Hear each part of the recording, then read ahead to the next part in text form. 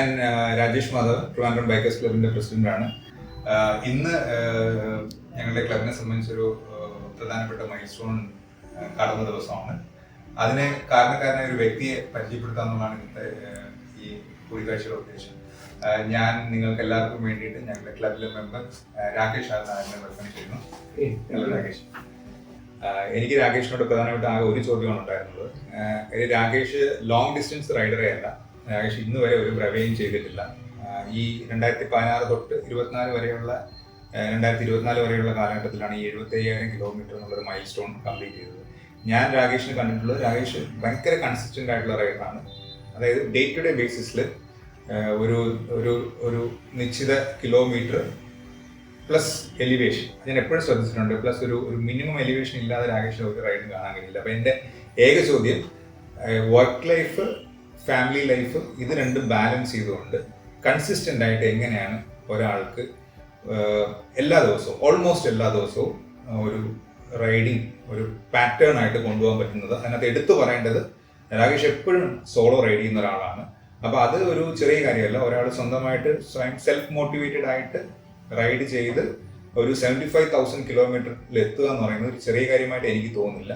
Given ഞാൻ കുറേ ആൾക്കാരുടെ റൈഡിങ് പാറ്റേൺ കാണുമ്പോൾ എനിക്ക് അത് ഒന്ന് അറിഞ്ഞാൽ കൊള്ളാം. എങ്ങനെയാണ് രാകേഷ് ആ ഒരു 75,000 കിലോമീറ്റർ കൺസിസ്റ്റന്റ് ആയിട്ട് മെയിൻറ്റെയിൻ ചെയ്ത് എത്തിയെന്നുള്ളത്? Okay, thanks for the compliment. ഞാൻ സീരിയസ് ആയിട്ട് സൈക്കിൾ റൈഡ് സ്റ്റാർട്ട് ചെയ്യുന്നത് 2016 അവസാനമായിട്ടെന്നാണ് എൻ്റെ ഓർമ്മ വരുന്നത്. 2016 തൊട്ട് ഞാൻ കഴിയുന്നതും കണ്ടിന്യൂസ് ആയിട്ട് തന്നെ സൈക്കിൾ റൈഡ് പ്ലാൻ ചെയ്ത് ചെയ്യാറുണ്ട്. പിന്നെ രാജേഷ് ചോദിച്ചതുപോലെ എന്നെ പലപ്പോഴും സോളോ ആയിട്ടാണ് കാണാറുള്ളത്. ഞാൻ പല പ്രാവശ്യവും നമ്മുടെ TBC പല ഗ്രൂപ്പ് റൈഡിന് ഞാൻ പോയിട്ടുണ്ട്. അല്ലാതെ ടീം അറേഞ്ച് ചെയ്യുന്ന ടീമായിട്ടുള്ള ഇവൻറ്റുകളിൽ ഞാൻ പോകാറുണ്ട്. അപ്പോൾ എനിക്ക് ഒരുപാട് സമയം നഷ്ടപ്പെടുന്നതായിട്ട് എനിക്ക് തോന്നുന്നുണ്ട്. അതെന്നെ ഇത് കഴിഞ്ഞിട്ട് എനിക്ക് രാവിലെ എനിക്ക് ജോലിക്ക് പോകണം, ബാക്കി ഫാമിലി കാര്യങ്ങൾ നോക്കണം, വീക്കെൻഡ് അമ്മയുടെ അടുത്ത് പോകണം, അങ്ങനെയൊക്കെയുള്ള പ്രശ്നങ്ങളുള്ള കാരണമാണ് ഞാൻ കഴിയുന്നതും സോളോ ആയിട്ട് ഞാൻ എൻ്റെ റൈഡ് മാറ്റിയെടുത്തത്. അറ്റ് ദി ബിഗിനിങ് എനിക്ക് പ്രത്യേകിച്ച് ട്രെയിനറോ അങ്ങനെയൊന്നുമില്ല. എല്ലാ ദിവസവും ഒരു എക്സർസൈസിൻ്റെ ഭാഗമായിട്ടുള്ള നിലയ്ക്ക് മാത്രമായിട്ടാണ് ഞാൻ ഈ സൈക്ലിങ്ങിനെ കണ്ടിരുന്നത്. എല്ലാ ദിവസവും ഒരു 1.5 ബിലോ 2 hours ഞാൻ റൈഡ് ചെയ്യും. മാക്സിമം 48 ചെയ്യാറുണ്ടായിരുന്നു. ഒരു 30 km/h ചവിട്ടണം എന്നുള്ളതായിരുന്നു എൻ്റെ ബിഗിനിങ്ങിൽ തന്നെയുള്ള ആഗ്രഹം. ഞാൻ അതിന് ശ്രമിക്കാറുണ്ടായിരുന്നു.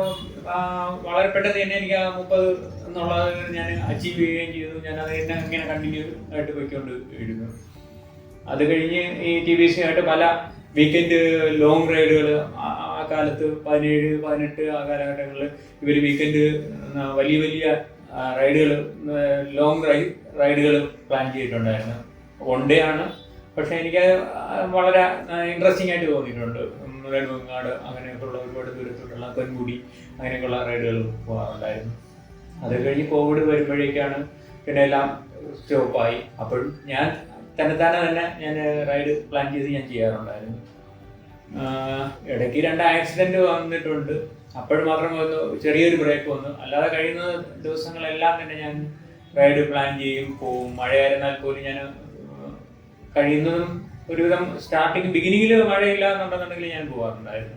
അതുകൊണ്ട് മാത്രമാണ് എനിക്ക് ഒന്നും ചെയ്യാതെ തന്നെ എനിക്ക് ഈ ഒരു അച്ചീവ്മെന്റ് നമ്മുടെ TBCയിൽ ഒരുപാട് പേര് കണ്ടിന്യൂസ് ആയിട്ട് ബ്രവേ ചെയ്ത് ഒക്കെ വരുന്നവരെക്കാളും മുന്നിൽ എത്താൻ പറ്റിയത് അതുകൊണ്ട് മാത്രമാണെന്നാണ് എൻ്റെ വിശ്വാസം. പിന്നെ ഈ 2 മണിക്കൂറൊന്ന് ഞാൻ ഓരോ ദിവസം ഞാൻ ഈ പ്ലാൻ ചെയ്ത് വെച്ചിരിക്കുന്നതെന്ന് പറഞ്ഞാൽ 2 മണിക്കൂർ താഴേന്ന് പ്ലാൻ ചെയ്ത് വെച്ചിരിക്കുന്നത് എൻ്റെ ജോലിയായിട്ട് ബന്ധപ്പെട്ട് എനിക്ക് രാവിലെ എനിക്ക് ജോലിക്ക് പോകണം, മോളെ കൊണ്ട് കോളേജിൽ വിടണം, അല്ലെങ്കിൽ സ്കൂളിൽ വിടണം, അങ്ങനെയൊക്കെയുള്ള എൻഗേജ്മെന്റ് കാരണം വേറെ സമയമില്ല. അതുകൊണ്ട് മാത്രമാണ് ഈ രാവിലത്തെ ഒരു സെഷൻ മാത്രം ഞാൻ എടുത്തിങ്ങനെ പോകും.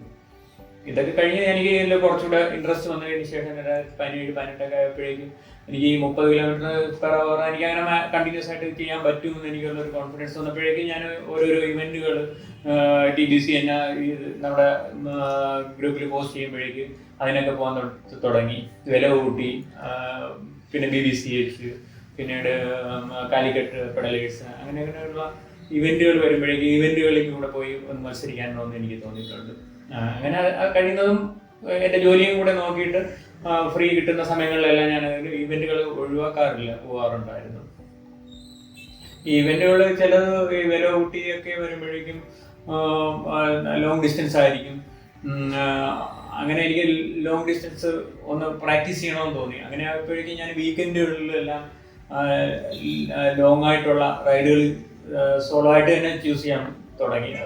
സോളോ ആക്കാൻ വേറെ കാര്യമൊന്നുമില്ല, വേറെ ആരെങ്കിലും കൂട്ടിയാലും നമ്മളെ സമയത്ത് സ്റ്റാർട്ട് ചെയ്യാൻ പറ്റത്തില്ല, രാവിലെ തുടങ്ങാൻ പറ്റത്തില്ല. എനിക്ക് 10 മണിക്ക് മുമ്പ് റൈഡ് എനിക്ക് വീക്കെൻഡ് ആയാലും എനിക്ക് ക്ലോസ് ചെയ്യണം. ക്ലോസ് ചെയ്ത് കഴിഞ്ഞതിന് ശേഷം എനിക്ക് അമ്മ ആറ്റിങ്ങിലാണ് താമസം, അപ്പോൾ അമ്മയുടെ അടുത്ത് പോകണം.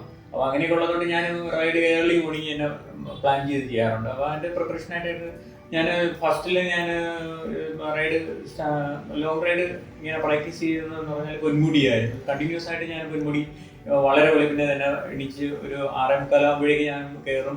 8 മണിക്ക് 1 മണിക്കൂർ കൊണ്ട് കയറി കഴിയും. 8 മണിക്ക് മുമ്പ് തന്നെ ഞാൻ അവിടെ നിന്ന് തിരിച്ച് 10 മണിക്ക് മുമ്പ് ഞാൻ വീട്ടിലെത്തും. അങ്ങനെ അവർ കണ്ടിന്യൂസ് ആയിട്ട് ചെയ്തുകൊണ്ടിരുന്നു. അത് കഴിഞ്ഞ് കോവിഡ് വന്നപ്പോഴത്തേക്ക് അവിടെ റെസ്ട്രിക്ഷനായി. 8 മണിക്ക് ശേഷം പിന്നെ അവർ മുകളിലോട്ട് കയറാത്തുള്ളൂ. അപ്പോൾ എനിക്കൊരു ബുദ്ധിമുട്ടായിട്ട് വന്നു. അങ്ങനെ വന്നപ്പോൾ ആൾട്ടർനേറ്റ് ഓപ്ഷൻ നോക്കേണ്ടി വന്നു. അങ്ങനെ വന്നപ്പോഴേക്ക് പിന്നെ അനൂപ് അശോക് എന്നുകൊണ്ട് റൈഡർ ഉണ്ടായിരുന്നു. നല്ല രീതിയിൽ ചെയ്തുകൊണ്ടിരിക്കണം. ഇപ്പോഴും ഇടയ്ക്കൊരു ബ്രേക്കായിട്ട് ഇപ്പോഴും തുടങ്ങിയിട്ടുണ്ടെന്നാണ് എൻ്റെ അറിവ്. അനൂപ്, അപ്പോൾ അനൂപിൻ്റെ കൂടെ ചേർന്നിട്ട് ഞങ്ങൾ ചടയമംഗലം വരെ ആ സമയത്ത് അനൂപ് ട്രെയിനിങ് എടുക്കുന്നുണ്ടായിരുന്നു. അപ്പോൾ 3 മണിക്കൂർ ട്രെയിനിങ് ഷെഡ്യൂൾ അനൂപിനുണ്ട്. അപ്പോൾ ആ അനൂപിൻ്റെ കൂടെ കൂടിയിട്ട് വീക്കെൻഡ് ഞങ്ങൾ ചടയമംഗലം വഴി പോകും. MC റോഡ് നല്ല റോഡായിരുന്നു, എനിക്ക് നല്ല എഫക്റ്റീവായിട്ട് തോന്നിയിട്ടുണ്ട്.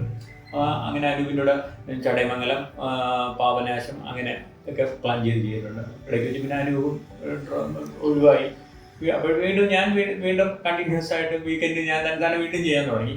അങ്ങനെ ഞാനത് കൊട്ടാരക്കര വരെ നീട്ടി.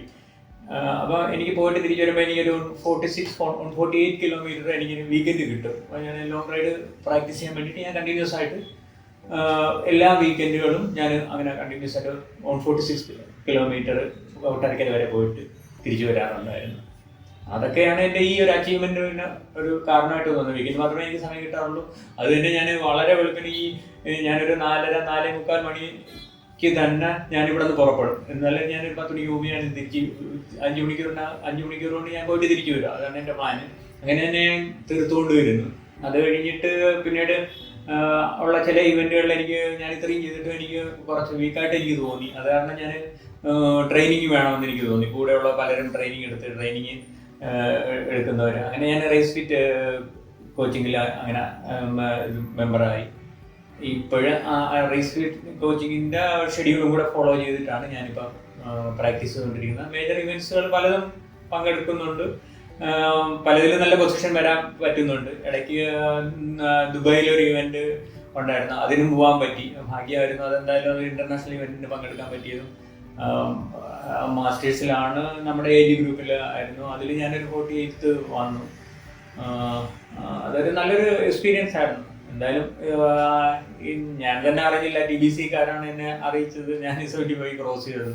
ഞാൻ ഇതൊന്നും ഫിഗേഴ്സ് ഒന്നും ഞാൻ നോക്കാറില്ല, എലിവേഷൻ നോക്കാറില്ല. റൂട്ടുകൾ ചൂസ് ചെയ്യുമ്പോൾ എപ്പോഴും ഞാൻ റൂട്ടുകൾ ചൂസ് ചെയ്യുന്നത് തന്നെ എൻ്റെ 1.25 മണിക്കൂറാണ് നോർമൽ ചെയ്യുന്നതെന്നുണ്ടെങ്കിൽ അതിൻ്റെ കൂടെ ഞാൻ എലിവേഷനും കൂടെ ഒരു 300 അടുപ്പിച്ച് എലിവേഷൻ മിനിമം കിട്ടത്തക്ക രീതിയിൽ തന്നെയാണ് ഞാൻ ആ തുടക്കം മുതലേ പ്ലാൻ ചെയ്തത്. അതെല്ലാമാണ് ഇതിൻ്റെ ഈ അച്ചീവ്മെൻറ്റിൻ്റെ കാരണമെന്ന് ഞാൻ കരുതുന്നു. 75,000 കിലോമീറ്റർ, അതായത് 75,000 കിലോമീറ്റർ നിങ്ങൾ എത്ര സമയമെടുത്തു എന്നറിയാമോ? ഞാൻ നോക്കിയിട്ടില്ല. ഐ തിങ്ക് നമ്മളൊരു 2600 മണിക്കൂറാണ് നിങ്ങൾ വീട് വിട്ട് ഈ സൈക്ലിംഗ് ആക്ടിവിറ്റിയിലോട്ട് നിന്നത്. എങ്ങനെയാണ് നിങ്ങളുടെ വീട്ടുകാർ ഇത് സഹിച്ചതെന്നാണ് എനിക്ക് അറിയേണ്ടത്. കൗതുകമായ ഒരു ചോദ്യം. 2600 മണിക്കൂറിന്ന് നമ്മൾ ഡിവൈഡ് ചെയ്ത് നോക്കിയപ്പോൾ ഏകദേശം 107-110 ദിവസം 24 മണിക്കൂർ റൈഡ് ചെയ്താലാണ് താങ്കളുടെ 75,000 കിലോമീറ്റർ എത്തുന്നതാണ് നമ്മളുടെ സ്റ്റാറ്റിസ്റ്റിക്സിൽ മനസ്സിലായത്. അപ്പം നാച്ചുറലി നിങ്ങൾ അത്രയും സമയം വളരെ പ്ലാൻ ചെയ്ത് നിങ്ങളുടെ വർക്ക് ലൈഫ് നേരത്തെ നമ്മുടെ പ്രസിഡന്റ് രാജേഷ് ചോദിച്ചത് വളരെ ബ്യൂട്ടിഫുൾ ആയിട്ട് നിങ്ങളത് അച്ചീവ് ചെയ്യാൻ പറ്റി. എങ്ങനെയാണ് നിങ്ങളുടെ വീട്ടുകാർ നിങ്ങളുടെ ഈ സൈക്ലിംഗ് അപ്രോച്ചിൽ കാണുന്നതെന്നായിരുന്നു എൻ്റെ ചോദ്യം. വീട്ടിൽ നിന്ന് പ്രത്യേകിച്ച് ഞാൻ ഈ നിലവിൽ പോലും യാതൊരുവിധ സപ്പോർട്ടും ഇല്ല. ഞാനും പല റൈഡുകളും ഇവന്റുകളും പോയിട്ട് വന്നാൽ പോലും എന്ത് സംഭവിച്ചെന്ന് പോലും വീട്ടുകാർ ചോദിക്കാറില്ല വാസ്തവത്തിൽ. ശരി, അതുകൊണ്ട് എത്രയാണ് ഇതില് നിങ്ങൾക്ക് ചെലവായത്? എന്ത് ടൈപ്പ് സൈക്കിളാണ് നിങ്ങൾ ഉപയോഗിക്കുന്നത്? നിലവിൽ ഇതിൽ 2 ടൈപ്പാണ്. ഞാൻ ഫസ്റ്റിൽ സ്റ്റാർട്ട് ചെയ്യുന്നത് സ്പെഷ്യലൈസ്ഡ് ഡൈവർ J1 എന്നുള്ള മോഡലായിരുന്നു.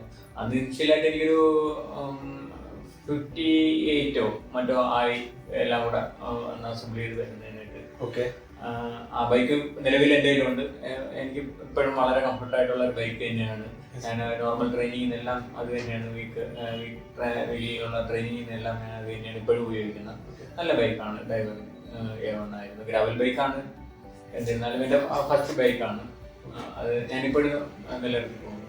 അത് കഴിഞ്ഞിട്ട് ഞാൻ പിന്നീട് വേറൊരു കാർബൺ ബൈക്ക് ഞാൻ മേടിക്കുകയുണ്ടായി.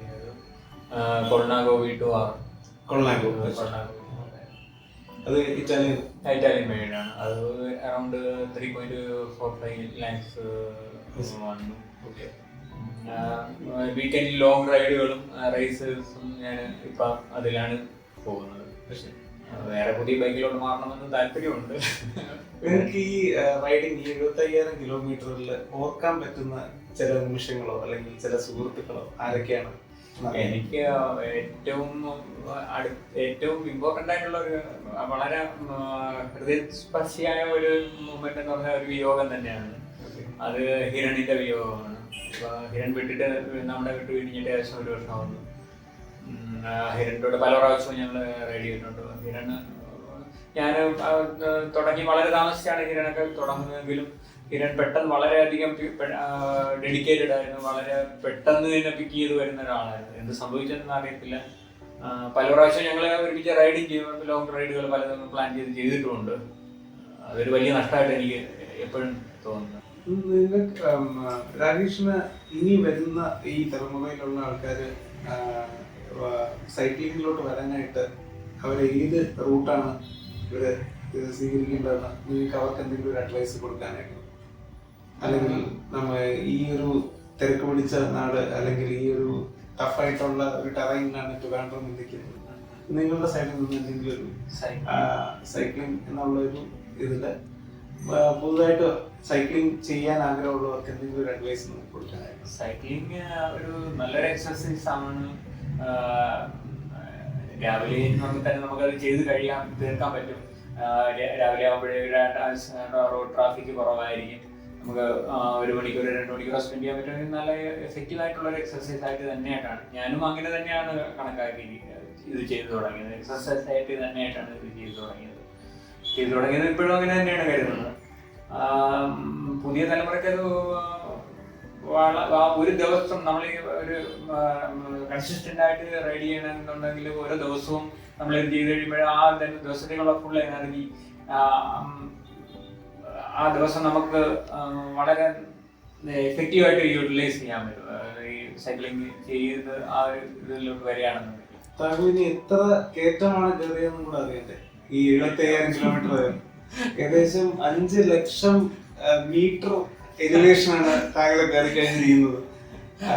അതും നമ്മൾ വളരെ അതിശയിച്ച ഒരു ഫിഗറാണ് ഈ ഒരു 5 lakh എന്നുള്ളൊരു സംഭവം. ഞാൻ തുടക്കം മുതലേ എലിവേഷൻ ഞാൻ നോക്കാറുണ്ടായിരുന്നു. ഞാൻ എങ്ങനെ പോയിരുന്നാലും ഞാൻ ഒരു 300 മീറ്റർ എലിവേഷൻ ഓരോ ദിവസം റൈഡ് ചെയ്താൽ തീർക്കണമെന്ന് എൻ്റെ ഒരു ധാരണ ഉണ്ടായിരുന്നു. അതുകൊണ്ട് ഞാൻ ഫസ്റ്റിൽ ട്രെയിനിങ് ഒക്കെ തുടങ്ങുന്നതിന് മുമ്പ് തന്നെ എൻ്റെ സ്ഥിരം റൂട്ട് എന്ന് പറഞ്ഞാൽ വിഴിഞ്ഞമായിരുന്നു. വിഴിഞ്ഞം കഴിഞ്ഞിട്ട് 2 വലിയ കയറ്റവും ഇറക്കവും കോളത്തോട്ടുള്ള കയറ്റവും എല്ലാം കൂടെ കഴിഞ്ഞിട്ട് വരുമ്പോൾ എന്തായാലും 300 മുകളിൽ എനിക്ക് എലിവേഷൻ കിട്ടുമായിരുന്നു. അപ്പൊ അടുത്ത മെയിൻ ടാർഗറ്റ് 1 ലക്ഷമാണോ അതോ വേറെ എന്തെങ്കിലും ആണോ? ഞാൻ ഒരിക്കലും ടാർഗറ്റ് നോക്കി ചെയ്യുന്ന ആളല്ല. 50 ആയത് ഞാൻ അറിയില്ല, നിങ്ങൾ പറഞ്ഞിട്ടാണ് ഞാൻ അറിഞ്ഞത്. 75 ആയത് ഞാൻ അറിയില്ല, നിങ്ങൾ പറഞ്ഞിട്ടാണ് അറിഞ്ഞത്. ഇവന്റുകളിൽ പോകും, പങ്കെടുക്കുന്ന മാക്സിമം ഇവന്റ് എടുത്ത് ചവിട്ടും. പ്രൈസ് ഉണ്ടോന്ന് ഞാൻ ചിലപ്പോൾ നോക്കാറില്ല. ഇനിയിപ്പോ അത് അതായത് ഇപ്പൊ പോകുന്ന ഒരു പാറ്റേൺ ഉണ്ടല്ലോ, അതായത് ഇപ്പൊ റേസ് ആണ്, റേസ് പ്ലാറ്റ്ഫോം ആണ് ചെയ്യുന്നത്. അപ്പൊ അതിനകത്ത് ഇപ്പൊ കുറെ റേസുകൾ പങ്കെടുക്കുമ്പോൾ ഇത് ശരിക്കും റേസിൽ നമ്മള് റേസ് എക്സ്പീരിയൻസ് എന്ന് പറയുന്നത് കൂടുതൽ പങ്കെടുക്കുമ്പോഴായിരിക്കുമല്ലോ. ഇനി ഇപ്പൊ ഈ ഒരു പോയിന്റിൽ നിന്ന് കുറച്ച് റേസുകൾ പങ്കെടുത്തു, അപ്പൊ അത് കഴിഞ്ഞപ്പോ എന്താണ് ഫീലിംഗ്? ഇപ്പൊ അത് മോഡിഫൈ ചെയ്യാനായിട്ട് എന്തെങ്കിലും ഉദ്ദേശം? ഞാൻ നിലവില് ഏകദേശം ഒരു 3 മാസം മുമ്പ് വരെ ജസ്റ്റ് സൈക്ലിംഗ് മാത്രമാണ് കോൺസെൻട്രേറ്റ് ചെയ്തുകൊണ്ടിരുന്നത്. അതിനും ഏകദേശം 1 മാസമേ ആയിട്ടുള്ളൂ ഞാൻ ട്രെയിനിങ് എടുക്കാൻ തുടങ്ങിയിട്ടുള്ളൂ. പുതുതായിട്ട് വരുന്ന ആൾക്കാരോട് എനിക്ക് പറയാനുള്ളത്, എൻ്റെ വളരെയധികം വർഷങ്ങൾ ഞാൻ സെൽഫായിട്ട് ഞാൻ ചെയ്യുമ്പോഴേക്കും എനിക്കറിയത്തില്ല, ഞാൻ എല്ലാ ദിവസവും രാവിലെ എനിക്കൊരു 1 hour 45 minutes ഓളം ഞാൻ കണ്ടിന്യൂസ് ആയിട്ട് മാക്സിമം എഫേർട്ട് ഇട്ട് ചവിട്ടും. അങ്ങനെയല്ല, പ്രൊഫഷണലി ഒരു ഗൈഡൻസ് നമുക്ക് ആവശ്യമുണ്ട്. കഴിയുന്നതും തുടക്കത്തിലേ തന്നെ ഒരു ട്രെയിനർ എടുത്ത് സിസ്റ്റമാറ്റിക് ആയിട്ട് പ്ലാൻ ചെയ്ത് ഡയറ്റ് പ്ലാൻ ചെയ്ത് ട്രെയിൻ ചെയ്യുന്നതാണ് നല്ലത്. അത് നമുക്ക് ഒരുപാട് വർഷങ്ങൾ നമുക്ക് അച്ചീവ്മെന്റുകൾ പെട്ടെന്ന് വരുന്നതിന് സാധിക്കും. പിന്നീട് അത് മാത്രമല്ല, ഞാൻ ഈ റീസെന്റ് ആയിട്ട് സ്ട്രെങ്ത് ട്രെയിനിങ്ങിനും കോൺസെൻട്രേറ്റ് ചെയ്യാൻ തുടങ്ങിയിട്ടുണ്ട്. അത് ഒരു പരിധി വരെ ഒക്കെ സൈക്ലിംഗ് ചെയ്യുമ്പോഴേക്കും നമുക്ക് കുറെ സ്ട്രെങ്തും കാര്യങ്ങളും കിട്ടുമെങ്കിലും നമ്മൾ അഡീഷണൽ ആയിട്ട് കോൺസെൻട്രേറ്റ് ചെയ്ത് സ്ട്രെങ്ത് ട്രെയിനിങ് ജിമ്മിലും മറ്റു പോയി സ്പെസിഫിക് ആയിട്ട് ചെയ്തെങ്കിൽ മാത്രമേ ഇമ്പ്രൂവ്മെന്റ് വരൂ എന്നുള്ളത്. എനിക്ക് റീസെന്റ് ആയിട്ട് ഞാനൊരു ദുബായിൽ ഇന്റർനാഷണൽ ഇവന്റ് പോയപ്പോഴേക്ക് എന്നെക്കാളും ഏജിലുള്ളവരൊക്കെ വളരെ കൂളായിട്ടും ലേഡീസ് ഉൾപ്പെടെ മോശമാക്കി കാണുന്നതല്ല ലേഡീസിന് നല്ല അവര് ഡ്രൈ ചെയ്ത് എനിക്ക് പോയിട്ട് ഒരു ഇതുണ്ടായിട്ടുണ്ട്. അതായത് റേസ് ആണ് ഉദ്ദേശിക്കുന്നത്, നമ്മൾ സ്ട്രക്ചേർഡ് ആയിട്ട് പോണം. അത് എത്ര നേരത്തെ ചെയ്യാൻ പറ്റുമോ നല്ലത്. അല്ലെങ്കിൽ നമ്മുടെ വർഷങ്ങൾ എനിക്ക് അങ്ങനെ വർഷങ്ങൾ എനിക്ക് നഷ്ടപ്പെട്ടിട്ടുണ്ട്. നേരത്തെ എനിക്ക് ട്രെയിനിങ് കാര്യങ്ങൾ കിട്ടിയിരുന്നുണ്ടെങ്കിൽ എനിക്ക് കുറച്ചുകൂടെ നല്ല രീതിയിൽ റേസസ് ഫേസ് ചെയ്യാൻ പറ്റും. പൊതുവിൽ നമ്മുടെ ഗ്രൂപ്പിൽ ഞാൻ കണ്ടിട്ടുള്ളത് 2013 ആ കാലഘട്ടം കൊണ്ട് കണ്ടിട്ടുള്ളത് ആൾക്കാര് സൈക്ലിംഗ് ആണെങ്കിൽ ഒരു റേസിനോട്ട് പോകുന്ന ആൾക്കാർ വളരെ കുറവാണ്. അപ്പൊ രാകേഷ് എനിക്ക് തോന്നുന്നു ആദ്യം തന്നെ ആ ഒരു ചിന്തയിലായിരുന്നു. എന്തുകൊണ്ടാണ് അതൊരു സ്പീഡ് ഇഷ്ടമുള്ളത് കൊണ്ടാണോ? എനിക്ക് ഇങ്ങനെ കൂടുതൽ സമയം അത് സ്പെൻഡ് ചെയ്യാനില്ല. പേഴ്സണലി 2 മണിക്കൂർ മര്യാദ 1 മണിക്കൂർ മാക്സിമം ചെയ്ത് തീർക്കാം. അങ്ങനെ അതുകൊണ്ടാണ് സ്പീഡിൽ പോയാലും പറ്റുള്ളൂ. സമയം കൂടുതലൊന്നുമില്ല. 30 കിലോമീറ്റർ ആണ് എന്റെ ബസ്സിലുള്ള ട്രാവല്. 30 കിലോമീറ്റർ അത് ഞാൻ പെട്ടെന്ന് എന്നെ അച്ചീവ് ചെയ്തു. അത് ഞാൻ ഇങ്ങനെ കൺസിസ്റ്റന്റ് ആയിട്ട് മിക്കവാറും റൈഡുകളെല്ലാം എടുത്ത് നോക്കിയാൽ അറിയാം. എത്ര ദിവസം ഉണ്ടെങ്കിൽ ഞാൻ 30 km/h തീർക്കാനുള്ള ശ്രമങ്ങൾ തന്നെയാണ് ഞാൻ ചെയ്ത് കൊണ്ടുവന്നിട്ടുള്ളത്. ഏറ്റവും നല്ല റേസ് ഓർഗനൈസ് ചെയ്ത് അത് തന്നെ ടൂർ ഓഫ് സ്റ്റേക്കടിയാണ് ഞാൻ പാർട്ടിസിപ്പേറ്റ് ചെയ്തതിൽ ഏറ്റവും നല്ല ഓർഗനൈസ് ചെയ്തിട്ടുള്ള. ഇന്റർനാഷണൽ ഇവന്റ് നല്ലവരെ ചെയ്തു, പക്ഷെ അങ്ങനെയല്ലല്ലോ നമ്മൾ കമ്പയർ ചെയ്യുമ്പോൾ നമ്മുടെ ലിമിറ്റഡ് റിസോഴ്സ് ചെയ്യുമ്പോഴേക്കും ഏറ്റവും നല്ലതിൽ എനിക്ക് തോന്നിയിട്ടുള്ള ടൂർ ഓഫ് സ്റ്റേക്കടി തന്നെയാണ്. ഓർഗനൈസ് ചെയ്തത് വളരെ. ഇപ്പൊ ഇതുവരെ രാകേഷ് എത്ര റേസുകൾ പങ്കെടുത്താണ്? കൃത്യമായിട്ടുള്ള ഫിഗർ ഇല്ല, നല്ലൊരു 10ഓളം ഇവന്റ്സുകൾ. ഈ റേസുകൾ പങ്കെടുക്കാൻ തീരുമാനിക്കുന്നത് എങ്ങനെയാണ്, തിരഞ്ഞെടുക്കുന്നത് എങ്ങനെയാണ്? നമ്മളുടെ കൺവീനിയൻസ് ആണോ അതോ? അതല്ല, റേസുകളുടെ സ്റ്റാൻഡേർഡ് നോക്കാറുണ്ട്. എല്ലാ ഇവന്റ്സും പോയി ചെയ്യാറില്ല. BBC ഓക്കെ അങ്ങനെയുള്ളത്, TOT അത് സ്റ്റാൻഡേർഡ് ഉണ്ട്. ടൂർ ഓഫ് സ്റ്റേക്കടി, വെലോ ഊട്ടി, അങ്ങനെയൊക്കെയുള്ള റൈഡുകൾ സെലക്ട് ചെയ്ത് തന്നെയാണ് ഞാൻ പോകാറുള്ളത്. വളരെ ചുരുക്ക സമയം അവിടെയും ചെലവാക്കാറുണ്ട്. ചില ഒരു റേസില് വയനാട് റേസില് പോഡിയം ഫിനിഷ് നമ്പർ 2 ആയിട്ട് പോലും പുള്ളിക്കാരൻ ഇല്ലായിരുന്നു. പുള്ളിക്കാരന് വേണ്ടിട്ട് പ്രോക്സി ഒരാളെ വിളിച്ചാണ് മെഡൽ വാങ്ങിപ്പിച്ചത്. ബിക്കോസ് പുള്ളിക്കാരൻ അത്രയ്ക്കും time is precious and that resulted in this. അല്ല, ബേസിക്കലി രാകേഷ് ടൈം ഒരു പർട്ടിക്കുലർ കാര്യത്തിന് വെച്ചിരുന്നാൽ ആ എമൗണ്ട് ഓഫ് ടൈം മാത്രമേ നമ്മൾ അതിന് വേണ്ടി ഉപയോഗിക്കുള്ളൂ. പ്ലസ് ഓർ മൈനസ് ഇല്ല. അപ്പൊ അതുകൊണ്ടാണ് ആ രീതിയിൽ തന്നെ പോകുന്നത്. അതുകൊണ്ടായിരിക്കാം അറിയാതെ സ്പീഡ് വന്നിരിക്കുകയാണ്. രാകേഷിന്റെ പ്രായം നമ്മൾ എന്തായാലും ചോദിക്കുന്നില്ല. അല്ല, അത് ശരിക്കും പറഞ്ഞാൽ അത് ഞാൻ ഗൂഗിൾ കൂടെ നേരത്തെ അത് സംസാരിക്കുമായിരുന്നു. ആക്ച്വലി അത് ആൾക്കാർ കേട്ടാൽ ചിലപ്പോൾ ഒരു ഞെട്ടിക്കുന്ന ഒരു ഫിഗർ ആയിരിക്കും. സോ അതൊരു ഇറ്റ്സ് എ പേഴ്സണൽ ക്വസ്റ്റ്യൻ. അപ്പൊ അതുകൊണ്ട് അത് വേണ്ട. അപ്പൊ ഗൂഗിൾ കുറച്ച് ഐഡിയ കണ്ടുപിടിച്ചിരുന്നു ഇത് പറഞ്ഞപ്പോ രാകേഷിന് പറയാൻ ബുദ്ധിമുട്ട്. അല്ല, അതിന്റെ റിലവൻസ് എവിടെയെന്ന് പറഞ്ഞു കഴിഞ്ഞാല്, അതായത് പലർക്കും ആ ഒരു ഇതുണ്ട്, ഒരു ഏജ് ഫാക്ടർ പലപ്പോഴും നമ്മളെ ഇങ്ങനെ ലിമിറ്റ് ചെയ്യുന്നുണ്ട്. കുറച്ച് കാര്യങ്ങൾ അങ്ങനെ പറഞ്ഞു കേട്ടിട്ടുണ്ട്. അതായത് ഇപ്പൊ നമ്മൾ ഇനിയിപ്പോ കുറച്ച് ഈ രീതിയിൽ മതി, അങ്ങനെയല്ല. അപ്പൊ രാകേഷ് സ്പീഡ് പെർസ്യൂ ചെയ്യുന്ന ഒരാളായതുകൊണ്ട് വളരെ, അതായത് സേഫ്ലി, അതായത് സേഫ്റ്റി മെഷേഴ്സ് എല്ലാം എടുക്കുകയും അത് കൃത്യമായിട്ട് പാലിക്കുകയും അതോടൊപ്പം സ്പീഡ് എന്നുള്ള സ്വന്തം താല്പര്യത്തെ പ്രോത്സാഹിപ്പിക്കുകയും ചെയ്യുന്ന ഒരാളാണ്. അപ്പം ആ ഒരു ഏജ് ഇപ്പൊ രാകേഷ് പറഞ്ഞത്, രാകേഷ് 53 ആണ്. ഞാൻ ഇന്നാണ് അറിയുന്നത്. ആക്ച്വലി അത് ശരിക്കും ഷോക്കിംഗ് ആണ്. ഗോകുൽ പറഞ്ഞതുപോലെ അത് എന്നെ സംബന്ധിച്ച് ഷോക്കിംഗ് ഇതാണ് കാര്യം. അത് അപ്പൊ അതൊരു പോയിന്റ് ആണ്. കൺസിസ്റ്റന്റ് ആയിട്ട് ഒരു ഫിസിക്കൽ ആക്ടിവിറ്റിയിൽ നമ്മൾ ആ ഒരു കൺസിസ്റ്റൻസി മെയിൻറ്റെയിൻ ചെയ്യുന്നത് കൊണ്ടുള്ള ഒരു മെച്ചമാണെന്നാണ് എനിക്ക് തോന്നുന്നത്. അത് തീർച്ചയായിട്ടും പുള്ളിയുടെ ഓവറോൾ ഒരു വെൽബീയിങ്, അതായത് ഒരു ഫിസിക്കൽ ഹെൽത്ത് മാത്രമല്ല ഈവൻ മെന്റൽ ഹെൽത്ത് കൂടെ പ്രോപ്പറായി ഇരിക്കുന്നത് കൊണ്ടാണ് ആ ഒരു ഏജ് പുള്ളി നമുക്ക് മനസ്സിലാവാത്തത് എനിക്ക് തോന്നുന്നു. He takes time as something important and ആ ടൈമിനുള്ളിൽ അത് വെച്ചിട്ടാണ് പുള്ളി ഇത് ഡിസൈൻ ചെയ്യുന്നത്. അതായത് റൂട്ട് സെലക്ട് ചെയ്യുന്ന പോലും 1.25 മണിക്കൂറിനുള്ളിൽ തീർക്കാൻ പറ്റണം. ഗിവൺ ആ ഒരു ഡിസ്റ്റൻസ് വരണം, ആ ഒരു എലിവേഷൻ വരണം. അപ്പൊ ആ ടൈമാണ് ശരിക്കും അവിടെ ഒരു ഫാക്ടർ ആയിട്ട് വരുന്നത്. അപ്പൊ ആ ടൈമിനനുസരിച്ചാണ് ബാക്കി എല്ലാം മൂവ് ചെയ്യുന്നത്. സ്പീഡ് ആയാലും റൂട്ട് ആയാലും എലിവേഷൻ ആയാലും. ശരി, ഇനി ഒരു ഫാൻസി ക്വസ്റ്റ്യൻ ചോദിക്കാം. അതായത് ആക്ച്വലി ഇനിയിപ്പോ നേരത്തെ പറഞ്ഞ ഇനിയൊരു ബൈക്കിലേക്ക് അപ്ഗ്രേഡ് ചെയ്യാൻ താല്പര്യം ഉണ്ടാവും. ഇനിയൊരു ബൈക്ക്, ഞാൻ ബ്രാൻഡിനെ കുറിച്ചല്ല ഞാൻ ചോദിക്കുന്നത്, ഇനിയൊരു ബൈക്ക് ഒരു അപ്ഗ്രേഡേഷൻ ഇപ്പം പോസിബിൾ ആവുകയാണെങ്കിൽ അപ്ഗ്രേഡ് ചെയ്യുകയോ അല്ലെങ്കിൽ പുതിയൊരു ബൈക്കിലേക്ക് പോവുകയാണെങ്കിൽ എന്തൊക്കെയായിരിക്കും ഒരു ഫാക്ടർ ആയിട്ട് എടുക്കുന്നത്? പ്രത്യേകിച്ച് എനിക്ക് പറയാൻ എന്റെ നിലവിലുള്ള നല്ലൊരു ബ്രാൻഡ് തന്നെയാണ്. അതിനെക്കാളും നല്ലൊരു ബ്രാൻഡ് ഞാൻ ഉദ്ദേശിക്കുന്നില്ല. പക്ഷെ കുറച്ചുകൂടെ എയറോ ആയിട്ടുള്ള ബൈക്കുകൾ വേറെ കിട്ടുമെന്നാണ് എന്റെ ധാരണ. ഡിസ്ക് ബ്രേക്ക് അല്ല എന്റെ നിലവിലുള്ളത്, വി ബ്രേക്ക് ആണ്. ഡിസ്ക് ബ്രേക്ക് ബൈക്ക് വേണം, കുറച്ചുകൂടെ എയറോ ആയിട്ടുള്ള ബൈക്ക് വേണം. അത്രേ ഉള്ളൂ, അല്ലാതെ വലിയ ഇതൊന്നുമില്ല. നമ്മുടെ കുറച്ചുകൂടി നമ്മളെ റേസിനെ നമ്മളെ കുറച്ചുകൂടി എക്വിപ്പ് ചെയ്യുന്ന ഒരു സപ്പോർട്ട് ചെയ്യുന്ന ഒരു വേണം. അതെല്ലാം ഹാർലി ഡേവിഡ്സൺ ഒന്നുമല്ല, ഫുള്ളി എക്സ്പ്ലോയിറ്റ് ചെയ്ത് കഴിഞ്ഞു തോന്നുന്നു. സ്പീഡ് ലിമിറ്റിൽ നമുക്ക് കുറച്ചുകൂടി കാർബൺ വീൽ അല്ല എനിക്കിപ്പോ ഉള്ളത്. അത് മാത്രമല്ല, ഞാൻ രാകേഷിന്റെ ട്രെയിനിങ് റൈറ്റ്സ് മൊത്തം ഡൈവേഴ്സിലാണ് എനിക്ക് ചില ആ ഒരു ഭയങ്കര എനിക്കൊന്ന് 32 അപ്പൊ അത് ആദ്യം മുതലേ അതിൽ തന്നെയാണ്. അബ്നോർമൽ വിയർ ആൻഡ് ടയർ ആണ്. അതിന്റെ ഫോർക്കിന്റെയോ എന്തോ സ്റ്റെമിന് എന്തൊരു ഇഷ്യൂ വന്നതാണ് നോക്കിയത്. അബ്നോർമൽ വിയർ ആൻഡ് ടയർ ആണ് കാര്യം. പുള്ളി ആ സ്പീഡാണ് യൂസ് ചെയ്യുന്നത്. അതുകൊണ്ട് തന്നെ ആ ഒരു കൈൻഡ് ഓഫ് ഒരു റാഷ് ഇത് വരുന്നതിനാണ്.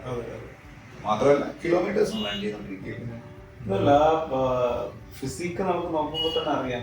ഒരു സമയത്തും ഞാൻ വയറ് ചാടിയെന്നോ അല്ലെങ്കിൽ ഒരു രാകേഷിന് 75 കിലോമീറ്റർ ജേർണി ഭയങ്കര ഈസി ആയിരുന്നില്ല. ഒരുപാട് സെറ്റ് ബാക്സ് പലപ്പോഴായിട്ട് ഉണ്ടായിട്ടുണ്ട്. അതിനകത്ത് 2 സീരിയസ് സെറ്റ് ബാക്സ് ഉണ്ടായിട്ടുണ്ട്. അതിനകത്ത് 2 ആക്സിഡന്റ്സ് രാകേഷ് ഫേസ് ചെയ്തിട്ടുണ്ട്. അത് എങ്ങനെയായിരുന്നു അത് സംഭവിച്ചത്? അത് അവസാനം എങ്ങനെയാണ് റിക്കവർ? സൈക്ലിംഗ് തന്നെ ആയിരുന്നോ? സൈക്ലിംഗിലേക്ക് പറ്റിയാണ്. ഫസ്റ്റില് ഞാൻ സ്റ്റാർട്ട് ചെയ്ത ഒരു വർഷം, ഒരു 1.5 വർഷം കൊണ്ടാകുമ്പോഴായിരുന്നു തോന്നുന്നു. ശംഖുമുഖം റൂട്ടിലോട്ട് ഞാൻ പോവുകയാണ്. നല്ല സ്പീഡിലായിരുന്നു. LNCP പിള്ളേരുണ്ടായിരുന്നു. അവരെ മുമ്പേ കയറി ഞാൻ ഇങ്ങനെ പോവുകയായിരുന്നു. സ്ഥിരം ആക്സിഡന്റ് നടക്കുന്ന ലാസ്റ്റ് ഒരു കർവ് ഉണ്ടല്ലോ, വന്നിട്ട് 90 ഡിഗ്രി ഒരു അവിടെ എത്തുന്നതിന് തൊട്ട് മുമ്പാകണ്ട ഞാൻ ഗ്രാവെല്ലാം കണ്ട കയറി മറിഞ്ഞു വീഴുകയായിരുന്നു. എന്റെ റൈറ്റ് കോളർ ബോൺ പൊട്ടി ഒരു 3-4. പക്ഷെ വേറെ പ്രശ്നമൊന്നുമില്ല. അപ്പോഴേ തന്നെ വീട്ടിൽ പോയി. അല്ല, എനിക്കിപ്പോഴും ഓർമ്മയുണ്ട്. ആ ബാൻഡേജ് ഇട്ടിട്ട് ഞാൻ ജേഴ്സിയിൽ കണ്ടിട്ടുണ്ട്. നമുക്കിപ്പോ ഇങ്ങനെ നോക്കുമ്പോ കാണുന്നുണ്ട് ബാൻഡേജ്.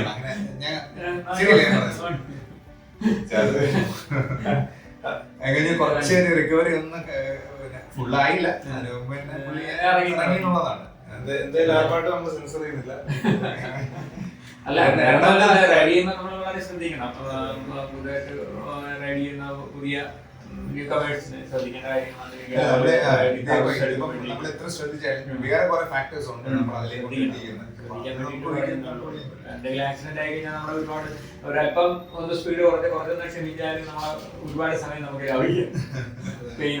ഈ രണ്ടാമത്തത് എന്തുവായിരുന്നു? രണ്ടാമത്തത് എന്താ തെറ്റുകൊണ്ടാണെന്ന് പറയാൻ പറ്റില്ല. വിഴിഞ്ഞം കോളം കഴിഞ്ഞ് വിഴിഞ്ഞ അണ്ടർപാസ് ഒരു ലോവർ ബ്രിഡ്ജിന്റെ അങ്ങോട്ടുള്ള ആ ഇറക്കത്തിലായിരുന്നു. സൈഡിൽ കൂടെ ഒരു കാർ ഉണ്ടായിരുന്നു. ആ കാർ പാസ് ചെയ്ത് പോകുമ്പോൾ ഞാൻ സ്ഥിരം പോകുന്ന സ്ഥലത്ത് നിന്ന് ഞാൻ ഒരല്പം കൂടെ മാറി പോയിട്ടിരുന്നു. അപ്പൊ ഇടയ്ക്ക് റോഡിൽ ഒരു വലിയ ഡീപ്പ ഒരു കുഴി ഉണ്ടായിരുന്നു. അതിൽ വീണു, കൺട്രോൾ പോയി വീഴുകയായിരുന്നു. പക്ഷെ അത് ഒരു ഡിസ്ലൊക്കേഷൻ വന്നതേ ഉള്ളൂ. വലിയ കാര്യമായിട്ട് പ്രശ്നം വന്നില്ല. എന്നാലും എനിക്ക് റെസ്റ്റ് എടുക്കേണ്ടി വന്നു. 1 മാസം കൊണ്ട് 1.5 മാസം റെസ്റ്റ് എടുക്കേണ്ടി വന്നു. അങ്ങനെ ഒരു 2 ആക്സിഡന്റ് ആണ് എനിക്ക് മെയിൻ ആയിട്ട് ഉണ്ടായിട്ടുണ്ട്. ഈവൻ ഒരു ചെറിയ ഒരു ഈച്ച തൊട്ട് ഒരു കല്ല്, ഒരു പട്ടി അല്ലെങ്കിൽ ഒരു മനുഷ്യൻ അല്ലെങ്കിൽ ഓട്ടോ ഡ്രൈവർ എല്ലാം നമുക്ക് തടസ്സമായിട്ട് നിൽക്കുന്ന ഒരു സ്പോട്ടാണ് ഈ സൈക്കിളിൽ. പക്ഷെ ഇത്രയും പ്രശ്നമുള്ള സ്ഥിതിയിൽ നിങ്ങൾക്ക് ഒരു ട്രെയിനർ വീട്ടിലിരിപ്പുണ്ട്. ആ ട്രെയിനറിന് എത്ര രൂപയുടെ 1,00,000 രൂപയുടെ ഒരു ട്രെയിനർ ഉണ്ട്. എന്തുകൊണ്ട് നിങ്ങൾ ട്രെയിനർ എടുക്കുന്നില്ല? ഈ 75,000 കിലോമീറ്റർ നിങ്ങൾക്ക് 1,00,000 ഇതിനു മുമ്പേ ആക്കാമായിരുന്നല്ലോ. ഞാൻ റീസെന്റ് ആയിട്ടാണ് മേടിച്ചത്. മഴ സമയത്ത് സമയം ലാഭിക്കാൻ വേണ്ടി വാങ്ങിച്ചതാണ്. അല്ലാത്ത സമയങ്ങളെല്ലാം ഞാൻ മാക്സിമം പ്രിഫർ ചെയ്യുന്നത് ഔട്ട്ഡോർ തന്നെയാണ്. ഔട്ട്ഡോർ ചെയ്യുന്ന ആ ഒരു ഫീല് ട്രെയിനർ കിട്ടത്തില്ല. വളരെ സേഫ് അല്ലേ? സേഫാണ്, ചലഞ്ച് ഉണ്ട്. അല്ല, ഒരു നമ്മള് റൈഡ് ചെയ്ത ഒരു രീതി ചിലപ്പോ നമുക്ക് വിട്ടു മാറി ട്രെയിനറായിട്ട്. അപ്പൊ അതുകൊണ്ടാണ് വളരെ സൂക്ഷിക്കണം. റോഡ് എഡ്ജ് നോക്കണം. കൊട്ടാരക്കരയൊക്കെ ഞാൻ ഏർലി മോർണിംഗ് ആണ് സ്റ്റാർട്ട് ചെയ്ത് ഇവിടെ പോകുന്നത്. 4-4:30 മണിക്ക് മുമ്പ് തന്നെയാണ് ഇവിടെ സ്റ്റാർട്ട് ചെയ്തത്. റോഡ് എഡ്ജ് പ്രോപ്പറായിട്ടുള്ള ലൈറ്റ് വേണം. ബാക്കിയുള്ള സേഫ്റ്റി ഹാർനസ് എല്ലാം നമ്മൾ വെയർ ചെയ്തിരിക്കണം. ശ്രദ്ധിക്കണം, വളരെ ശ്രദ്ധിക്കണം. അൺഎക്സ്പെക്റ്റഡ് ബീച്ചസ് ആണ്, പട്ടി ഓടിക്കും, വളരെ പിന്നെ റാഷ് ഡ്രൈവിംഗ് ആണ് വേറെ ഉള്ളവരുടെ. സൂക്ഷിക്കണം. എന്നാലും ഈ ചാലഞ്ചസ് ഇഷ്ടപ്പെടുന്നതുകൊണ്ട് ചെയ്യുന്നു. ആക്സിഡന്റ് ആയാലും വീണ്ടും ചെയ്യുന്നു.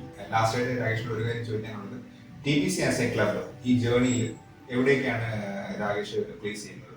അതായത് TBC ഒരു സൈക്ലിംഗ് ക്ലബ് എന്നുള്ള രീതിയിൽ ഈ 2016 തൊട്ട് 2024 വരെയുള്ള ഈ സൈക്ലിംഗ് ജേർണി ഓഫ് 75,000 കിലോമീറ്റേഴ്സ്, അതിൽ എവിടെ എങ്ങനെയൊക്കെ ആയിരിക്കും TBC രാകേഷ് മാർക്ക് ചെയ്യുന്നത്?